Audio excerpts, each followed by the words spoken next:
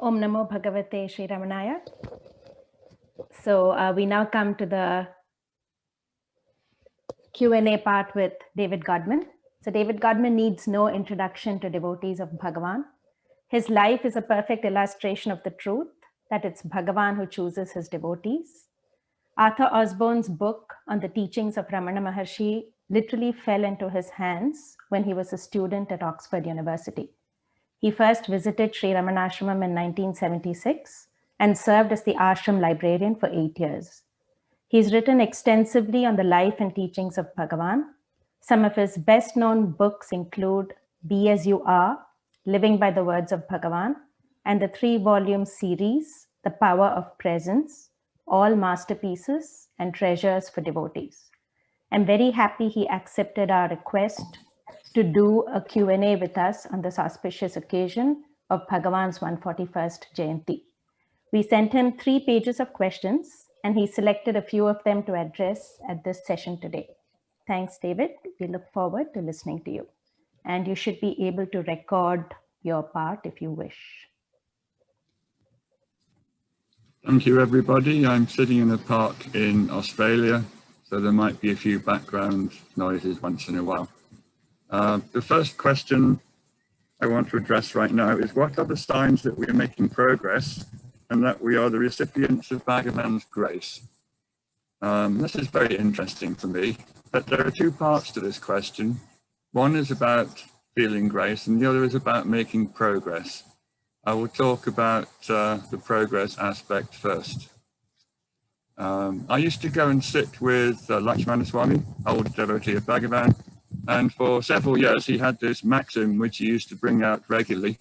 He would say, it's the devotee's job to make the effort, and it's the guru's job to ascertain the progress. The guru can't make the effort for you, and the devotee can't ascertain his own progress. I think in many ways this is true, so long as you have a mind, so long as you're enmeshed in a situation where you think you're a person, then you have no capacity to evaluate your progress, to determine when that mind is going to end. I used to read a lot of biographies of various saints, and one thing that always struck me is how they always thought they were bad people, great sinners, had great egos, right up until the day they got enlightened or attained union with their God. So I think somehow if you're in a mind state, then you don't see the exit door and you have no capacity to say, it's next week, it's next year, it's in 5 lifetimes. Bhagavan told a story which I think illustrates this very well. I think it's from the Bhagavatam because it involves Narada, Vishnu, and a couple of meditating sadhus. There were 2 sadhus meditating in a forest, and Narada passed by on his way to see Vishnu.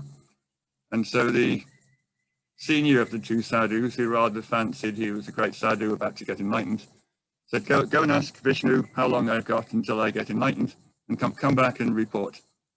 So Narada went off to Vishnu, got the news, came back, and told the first sadhu, Vishnu's checked you out, and you've got 5 more lifetimes to go. This really upset the man. He said, I've been doing tapas all my life. I know I've done it before. I'm much closer than that. This must be an incorrect reading. He was upset. And then Narada turned to the other sadhu and said, I've checked you out. Vishnu's checked you out as well. You've been meditating under this tamarind tree. Vishnu says that you've got many, many more lives. Your lives are as many as the leaves on this tree. Now, tamarind trees are very big and their leaves are very, very tiny. So as many as the leaves on an adult tamarind tree means thousands and thousands of lives. The junior sadhu was actually delighted by this prognosis. He said, oh, this is wonderful news. Vishnu has personally given me the assurance that one day I'm going to get enlightened. This is part of my destiny. I'm so happy that one day I'm going to get enlightened, even though it looks like right now it's a long time in the future. The moment he said this, a wind arose, blew all the leaves off the tree, and as the last leaf touched the ground, he attained liberation. So the prophecy was correct. When all the leaves went, he attained liberation. I think when Bhagavan told this story, the moral was that the first sadhu was very arrogant, overestimated his capacity, and the second sadhu was very humble, and it was his surrender and humility which brought about his liberation. I would also take it to be an illustration of what I've been saying, that you really don't have any idea where you are on the path. One person might think they're nearly there, another person might have no clue, but then be totally happy to be told they have thousands of lifetimes to go. There is one way that Bhagavan himself said that we can ascertain our progress. Somebody asked him this very same question, and how can I tell if I'm making progress in my practice? And Bhagavan said, to whatever extent you are free from unwanted thoughts, to that extent you are making progress. Now that's a very simple, straightforward, seemingly simple way of seeing where you are. The problem with that, of course, is how many among us can actually honestly say that we are free from unwanted thoughts, even for 5 minutes, much less compare our progress to this week, last year. I think probably a more reasonable way of looking at this is to see how enthusiastic we are about going back to the source, about holding on to the I, how often we check our mind. My feeling is, if you are keen about your practice, if your mind is always going towards the divine, if it's always going to the I, then that's a sign of your progress. If huge chunks of your life are simply dissipated in daydreams, then perhaps you're not making as much progress as you thought. Going back to the story with the two sadhus, Vishnu gave a categorical assurance to the junior sadhu that one day he would get enlightened. And Bhagavan has given us the same assurance. In Arunachala Ashtakam, verse 8, he talks about the birds flying in the air. And he says the birds fly around, but they can't stay up there forever. Sooner or later, gravity and tiredness will force them back to the ground. And this is his metaphor for the jivas, the minds flapping around. He said, we can go our own way, we can jump up and down, we can make all our efforts, but sooner or later, weariness will bring us back to the ground, and at that point we'll land because we can't stay up there forever. I like this. We all have an assurance from Bhagavan that sooner or later it's going to be our moment, our day. The story of the bird also reminds me of a really good story that I only discovered in a notebook by Sadhu Nathananda many years ago. He said that in the early years of Ramana Ashram, there was a chimney in the old hall. The old hall was originally built as a kitchen dining room, but when it was made, Bhagavan moved in and it became the place where he lived, and a new dining hall was built next door. But if you look at the pictures of the old hall in the late 20s, early 30s, there's a big chimney sticking out of the top, and underneath at ground level there was a fireplace where cooking was supposed to have taken place, but it never happened. Once Bhagavan moved in there, some wire mesh was placed across the top of the chimney, but the bottom remained open. And of course, in Bhagavan's early years, the doors to the old hall were never closed. So one day, a bird flew in through the doors of the old hall, went to the entrance where the fireplace was, went up the chimney, and of course got stuck because it couldn't escape through the top. It spent a lot of time flapping around in there, and the devotees at the bottom were trying to entice it down, which of course made it more and more scared, more and more frightened, and it kept shooting up this chimney, banging its head and wings against the top, getting nowhere at all. Bhagavan watched this and came up with this lovely metaphor for enlightenment. He always had good stories connected to the world around him. He said this bird is like the I, the jiva, rising up. It thinks the way out, the way to safety is always upwards, never downwards. It goes up, It shoots up, it can't get out of the top because the mesh is there, but it never occurs to it that safety is down at the bottom. However, we go to the bottom and try and rescue it and bring it back to the source, the bottom. It has no interest, it just panics and runs away. So you imagine this as a gigantic metaphor. We have Bhagavan at the bottom of the chimney, we have a jiva inside, always convinced that we have to run away, that we have to run upwards and outwards. Bhagavan's patiently waiting for us at the bottom, but we're not interested in that. We're determined to go our own way. We're pushing upwards and upwards. We're injuring ourselves. We're panicking. We think the solution is to go upwards and outwards. Bhagavan is at the bottom waiting for us to get tired out. And at one point we surrender, we give up, and slowly, slowly we sink to the bottom. Either we do this by acknowledging that there's nothing out there that's going to make us happy. We do this by inquiry, or we do it by surrender, and slowly, slowly the jiva bird will sink back to the bottom, and there is Bhagavan waiting for us to put us into permanent safety. The next aspect of this is grace. Grace is different from progress. Natyananda, who told the story about the bird, he wrote in his book, Sri Ramana Darshanam, Bhagavan is always bestowing grace. There is never a moment when he's not bestowing it, and there's never a moment when we're not receiving it. People, devotees, would come and they'd sit before Bhagavan and say, oh, Bhagavan, I'm not making any progress. I'm stuck. On one of these occasions, Bhagavan laughed and said, Grace made you aware of me in your native place. Grace decided to send you to Ramana Ashram. You came. Grace put you in front of me, and it made you stand before me and make this complaint that you're not feeling the grace. Your very presence here complaining disproves your complaint. So we are, as Bhagavan sometimes said, like the fish in the water complaining of being thirsty while we're being immersed in the water all the time. If you are complaining you're not receiving the grace, it proves at that moment the grace is operating within you. You're just not registering it in the way that you think you should. We claim we're not feeling the grace because we want to judge it by the wrong criteria. We want our life's problems to be solved. We want our family and personal circumstances to be improved according to our desires. When we don't get what we want, we say we're not feeling the grace. We want to succeed in spiritual practice. And when we get stuck in that, we say we're not feeling the grace, and we run off to Bhagavan and complain.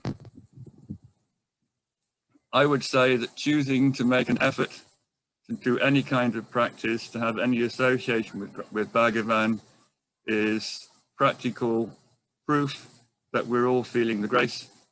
And I would also say that any kind of effort to put Bhagavan's teachings into practice increases the flow of the grace. The grace is always there, it's brought us to him, but the more we try to put the teachings into practice, the more we experience the flow of that grace. I think that first story I told about the sadhus under the tree comes from Bhagavatam. There's another verse which Bhagavan cited, and he said, when you take one step towards God, God takes 9 steps towards you.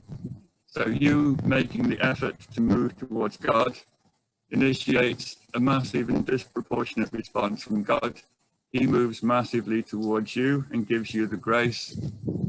The corollary of this story is if you don't make the effort, then God is probably not interested in making any reciprocal flow of grace towards you. You have to take the initiative, you have to make the start, but as soon as you do, there's a massive and disproportionate response from the divine. Going back, before I continue, I was going back to the story when I had the expanded metaphor of Bhagavan at the bottom of the chimney, bird flapping to find its way out. I think we say that we don't feel the grace because we're not looking in the wrong direction. We're not looking in the right direction, we're looking in the wrong direction. Take the perspective of this bird in the chimney. The bird is looking upwards and outwards. It thinks its safety is up in the air, away from the base. It's continually trying to find its safety and its freedom by extroverting upwards and outwards. Bhagavan is sitting quietly at the bottom, waiting for us to find out the truth that he's there, looking at us inside all the time in the heart. There's a lovely series of verses in Padamalai where Bhagavan talks about this. And in one of them he says, why do you complain that I'm no longer looking at you? If you would look inside, turn your attention 180 degrees, you'll find me looking at you. I am always there in the heart, giving darshan to you, but you're looking outwards all the time in the opposite direction. And so you complain that you're not getting the darshan, you're not receiving the grace. To become aware of the grace, all we have to do is go back down that metaphorical chimney, if you like, or turn our attention to the bottom of it. And there is Bhagavan smiling at us the whole time. So that's question one. The next one. How does one recognize karma that is conducive to spiritual growth and learn to avoid getting entangled in unnecessary karma that is not spiritually beneficial? I picked out this question because there's a ready-made answer, because long ago Ramaswamy Pillai asked an almost identical question to Bhagavan. He went up to him and said, Bhagavan, there are so many choices in this life, so many things we could or couldn't do. How can we tell if a particular option or choice that presents itself is something that's good for us, something that will increase our spiritual progress? And how can we tell if a particular option is something that's just going to waste our time or be bad for us? Bhagavan laughed. I will give you his answer and then I'll explain it in a little detail because it's not an obvious, clear answer. Bhagavan laughed and he said, throw it off your head 3 times, and if it jumps back 3 times, it's something you have to do. Now, in Tamil culture, there's a notion that your destiny is a large bundle that you carry on top of your head. You trudge around your life with this heavy weight on top of you. So what Bhagavan is saying is that if a choice comes along, something new, don't jump into it. Don't say, aha, I'll do this. Just ignore it, throw it away. If it comes back a second time, don't accept it. Don't think, oh, I've got to do this. Throw it off your head again. But if it jumps back a third time, then it's probably something you have to do. And you get on with it, but have a filter system. Don't take on new stuff. Don't immediately jump at things and say, I have to do them. Try to keep your life simple, if you like. Don't accept every new thing that comes your way. Push them aside until finally you realize you don't have any choice in this. Many years ago, I was in Mumbai sitting with the Sagadatta, and he gave an almost identical answer to a young couple who'd come in to talk to him. And like many young couples with kids, they were complaining about being busy and having too many things in their lives. And they asked Maharaj what they should do. And he said, don't take on any new obligations. And every time you manage to wriggle out of any that you already have, rejoice. So I think this is a different but very similar response to what Bhagavan gave.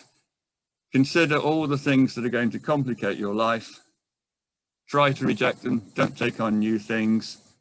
Keep your life simple so you have time for your duties, your obligations, and also for your practice. This is a level of answer that assumes that we do actually have a choice. And having given these 2 answers, one from Bhagavan, one from Maharaj, I should also point out that Bhagavan on most occasions said we don't actually have a choice at all about what we do. We have a prarabdha, a destined script. All the actions our body is going to undergo are somehow fixed. People used to say, even picking up this fan, and they'd pick up a fan, or moving this cup, and you'd say, yes, yes. So we don't really have choices, except for one really, really big one. Bhagavan said that we always have the choice not to identify with the body which is performing its destined activities.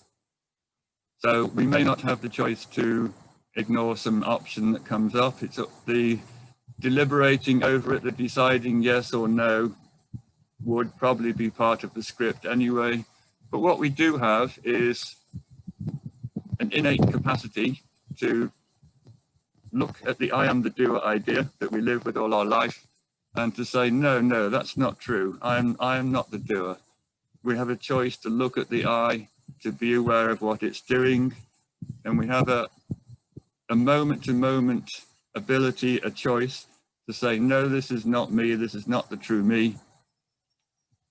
My I is different. This is the process of self-inquiry. And Bhagavan seems to indicate that though all of our actions have some kind of deterministic script underlying them, we do moment to moment have this capacity to say, no, I am not this person doing this. And slowly, slowly we sever ourselves from this persistent and pernicious notion that we are the body, and we go back to the state of being the self in which actions simply take place, but there's nobody there saying, I'm doing this or I'm choosing to do that. I started this answer with Ramaswamy Pillai's story of the head load, which had to be thrown off 3 times. As anyone who has read Bhagavan's literature will know, that the analogy of the head load was one that he used quite a bit. He would say, when you're a passenger on a train, you have 2 choices. You can stand in the corridor with your head load and suffer, or you can sit on the street, sit on the seat, put your head load on the luggage rack and enjoy the ride. Either way, you're going to get to the destination at the same place. Sitting down and letting go of your load is surrender. It's also inquiry. Standing up with the load on one's head is not challenging the I am the doer myth. If you get rid of your load by giving up the I am the doer idea through inquiry, or if you do it through surrender, you can sit on the train, you can relax. Your destination will be the same. You simply avoid a lot of work and struggle along the way. Question 3. What books do you most recommend to seekers? I picked this one out not because I have a list of books to recommend or promote, because I have a completely different take on spiritual literature. I get asked this question occasionally, and nowadays I simply tell people any books that contain the words of jnanis are the books that you should be reading, and the rest, don't bother with them. And I'm not saying this simply because jnanis have authoritative things to say. They of course realize the self and they can give you practical advice on how to get there. I'm not saying this is why you should read the words of jnanis. I'm saying that if you read the words of jnanis with a quiet, empty mind, then there's a power in them which has the capacity to reveal the state that those jnanis are talking from and pointing at. So when somebody like Bhagavan says, you are consciousness, you are the self, you are Brahman, you can file that away as information in your head, or you can listen to those words resonate inside yourself. And if you accept those words with a quiet, empty mind, the energy contained in that utterance from a jnani has the capacity to reveal your own consciousness to yourself. So in a way, the words of the jnanis are not primarily instructions to be carried out. They're revelations of who you are. And if you can read them, if you can listen to them in the right state, then those words in and of themselves have the capacity to show you your true state. power of the Jnani's word is truly immense. I will tell you a couple of stories. There was a professor in the 1940s who came to Bhagavan, chemistry professor, and he used to go back to Chennai every Sunday afternoon to his family, his job. And as was the custom on these occasions, you went to Bhagavan Sunday afternoon and said, "May I take leave?" You don't say, "Bhagavan, I'm off back to my family." That the cultural tradition is you ask permission by saying, "May I take leave?" So he went to see Bhagavan, and Bhagavan just looked at him and said one word, "Iru." Iru in Tamil is the imperative of the verb to be, the verb to stay. That one word completely transformed him. It put him into the state of self. He went back to his room in Ramana Nagar. He sat there and he stayed there for the rest of his life, more or less absorbed in the self. This was the devotee who later became known as Tinai Swami. Tinais are the benches outside people's houses. He sat on a bench outside the house in Sadhuram's compound for many years and got the name Tinai Swami. But the one word from Bhagavan put him in the state, kept him in that state, and remained in it for the rest of his life. Another example I can give is Akalandama. Now, I like her because she is a lady who had no intellectual background at all. She was a child widow who spent her whole life serving sadhus, one of which was Bhagavan. She was the premier target of her service, if you like. So she turned up at Virupaksha cave one day on a full moon day. In those days, Bhagavan would get his head shaved. Devotees said, now is the perfect opportunity to go and ask for some upadesha from Bhagavan. Full moon day is very auspicious. Go up and ask Bhagavan for some upadesha. And she said, but I don't know what to say. And against her better judgment, she was pushed to the front and went up to Bhagavan, and he looked inquiringly like, what do you want? And all she could say was, well, tell me something. And Bhagavan said, well, what do you want to know? And she said, well, I've just been pushed up here by somebody else who said it was a good and auspicious day to get some upadesha from you. Bhagavan realized what had happened, and he looked at her and said in a very literary, philosophical way, be without letting go of yourself. Now, that's not the kind of injunction that you generally give to an illiterate lady of that era. I don't think he was expecting her to understand it. These were words of power. These were directed at her consciousness, to activate her consciousness, and to put it into the state that he himself was in, and that he was directing her to by giving this utterance. So I love Akalandama's response to this. She talked about this in an interview she gave with Sadhuram, and he wrote a little book about her. And she said, let the Pandits discuss and debate what this high-flown sentence might mean. She said, I myself had no need to think about it, discuss it, ponder it, because the moment Bhagavan said those words, he put me in the state that the words were pointing at. She in another record of her early visits, said that Bhagavan would just look at people in those days, this is the first decade of the last century, and put people into the state of being in the heart just by looking at them. So she definitely had this experience in the first decade of the last century. Bhagavan uttered a powerful phrase that came from his own self.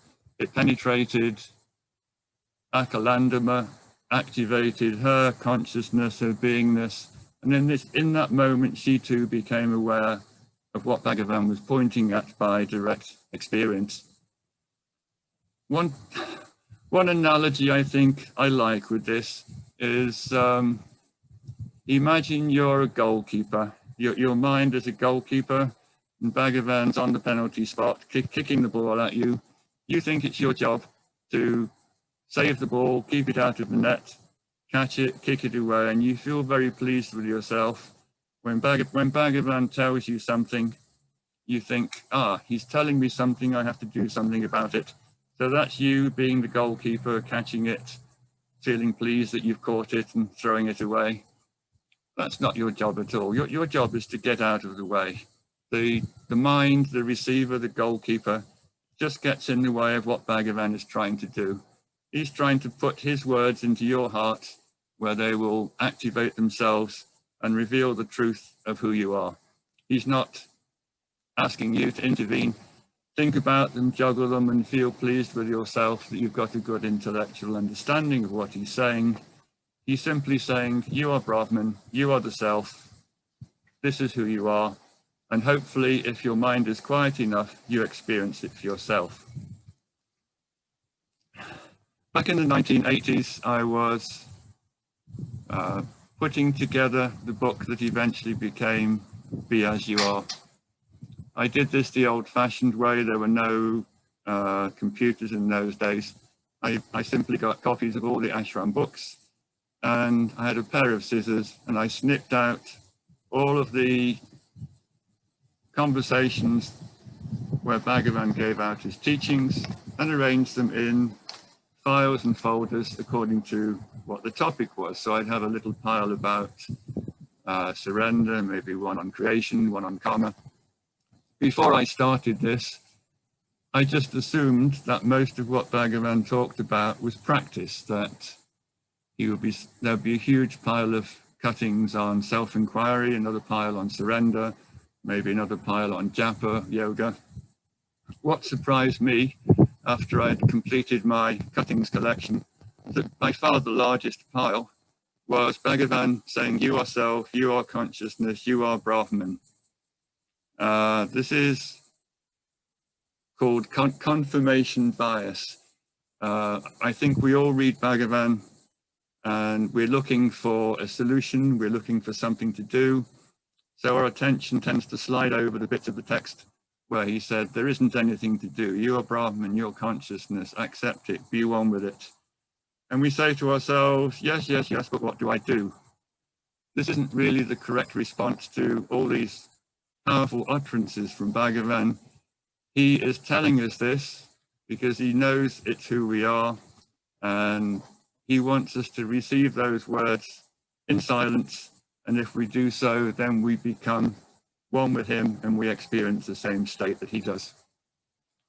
There is a verse that he used to quote from an old Tamil text, and the gist of it is, the guru who tells you to do this or that is just adding to your karma. He's keeping you enmeshed in the cycle of births and deaths. But the one who, through the power of his word and the power of his silence, puts you into the same state that he perpetually abides in, he is the true guru. The wind has blown something over here. Question.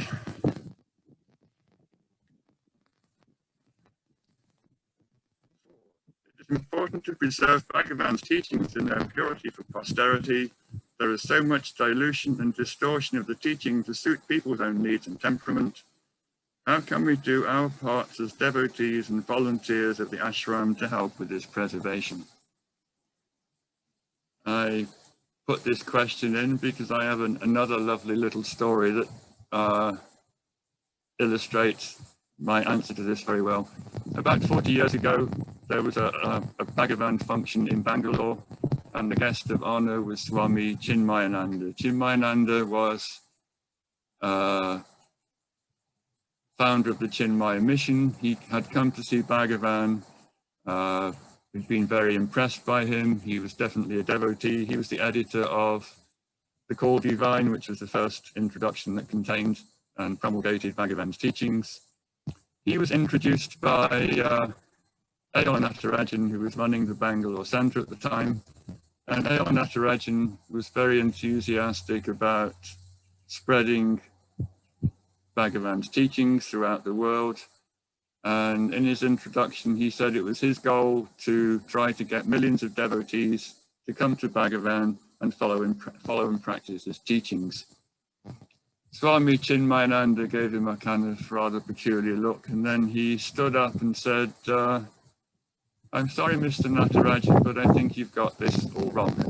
He said, the more accurately you explain Bhagavan's teachings, the fewer people you will find are actually interested in following them.